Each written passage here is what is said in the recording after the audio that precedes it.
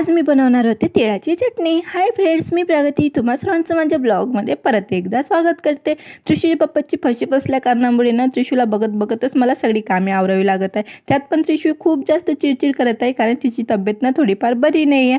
त्यानंतर मी लगेच ना ह्या ब्लँकेटच्या घड्या घालायला घेतलेल्या होत्या, ब्लँकेटच्या घड्या वगैरे घालून झालेल्याच होत्या। त्रिशूने पण इकडे ना सगळी खेळणी काढून ठेवलेली होती, तर लगेच त्या पण भरून ठेवल्या। आणि या टेबलची अवस्था तर तुम्ही बघू शकता किती खराब झालेली होती। लगेच मी ते पण आवरायला घेतलं, बाकी सगळे कामं पण आवरली, लगेच सगळं घर पण आवरून घेतलं आणि लगेच स्वयंपाक करायला लागलेली होती। आज स्वयंपाकामध्ये मला तिळाची चटणी बनवायची होती, त्यासाठी ते मी तीळ भाजून घेतलेले होते आणि लसूण, अद्रक, मिरची, जिरे पण काढून घेतलेलं होतं। ह्या सगळ्यांचं मला वाटण करायचं होतं आणि इथे ना कांदा टमाटर चिरून घेतलेलं होतं, ते मला तसंच ठेवायचं होतं। इथं माझं वाटण पण झालेलंच होतं, लगेच भाजी बनवायला सुरुवात केलेली होती। भाजी बनवण्यासाठी इथे मी पातेलं ठेवलं आणि पातेल्यामध्ये ना 1.5 पळी असं तेल टाकलेलं होतं।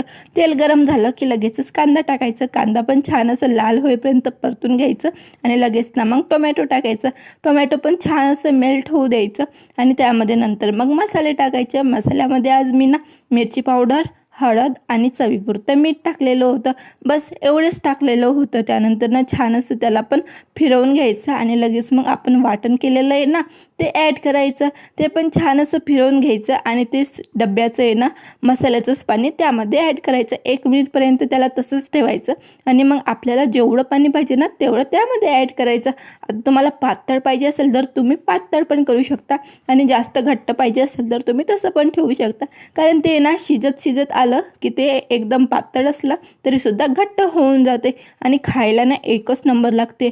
चपातीसोबत खा किंवा भाकरीसोबत खा, जसं जसं शिजत जाते ना तसं तसं त्याचा एक नंबर लुक येत असतं। तर तुम्ही पण एकदा नक्की ट्राय करा। भेटू आपण अशा दुसऱ्या ब्लॉग